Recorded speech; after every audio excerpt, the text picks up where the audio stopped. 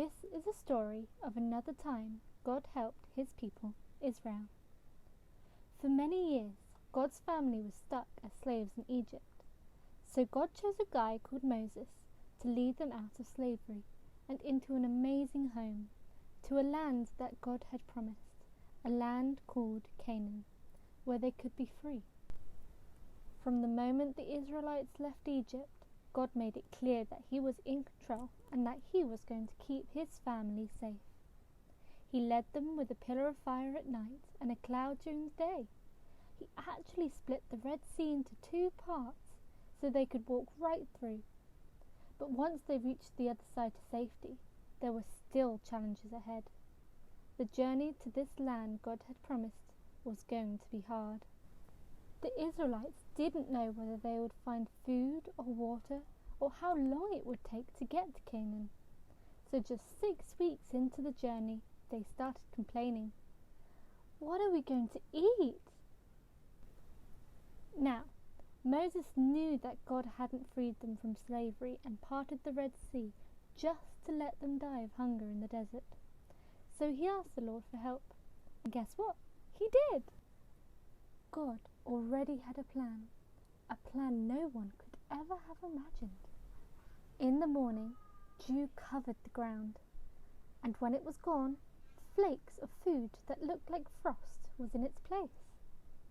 The Israelites called it Manna, which means, what is it? God told them to eat it all and not save any. But of course, some people saved a little, just to be safe. Remember, they were worried they wouldn't have what they needed. But the next morning, the old manna was full of wriggly maggots. Yuck! But the good news is, there was also lovely, fresh new manna. See, God wanted them to trust Him every single day. What is amazing though, is that on the 6th day of every week, God did tell them to gather enough for 2 days. That way, they had 1 day to rest. This is called a Sabbath, and it's a day where everyone gets to relax and have a rest. So when they woke up on the 7th day of the week, the manna they had saved was as fresh and delicious as it was when they first gathered it. We don't know how it happened, but it did. However, God's people quickly forgot about how God was with them. They grew tired of the manna that they ate. They complained again, saying, "If only the Lord had kept us back in Egypt," they groaned. "Back in Egypt we had fresh fruit and cucumbers. We sat around pots filled with delicious meat and ate all the bread we wanted. Now you have brought us into the wilderness to starve to death." They actually wished they could be slaves again. I wonder, have you ever complained about something instead of trusting God for help? Well, God was going to help them, even though they were complaining. God told Moses that He will send meat to the people every evening for a whole month. And that's exactly what He did. That evening, God blew a wind from the sea and made little birds, called quail, flock to their camp. The Israelites were overjoyed. They were amazed. They had all the quail they could need. They ate and they were satisfied. And so, the Israelites kept travelling, following the cloud and the fire, eating quail and new manna every day, and getting a Sabbath every week.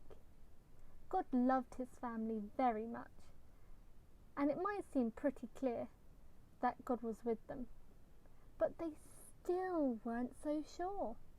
At one point, they even said to Moses, "Is the Lord with us or not? Why do you bring us out of Egypt? Are you trying to kill us with thirst?" The people stopped trusting Moses, which really meant they had stopped trusting God, just because things got hard. But Moses knew God.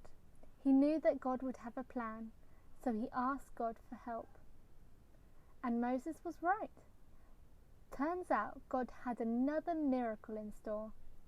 God said, "Take your staff, strike the rock, and water will come gushing out." And guess what? Yes, it did. So for 40 more years, God's family wandered in the desert, and all that time God kept on giving them food, water, rest and protection.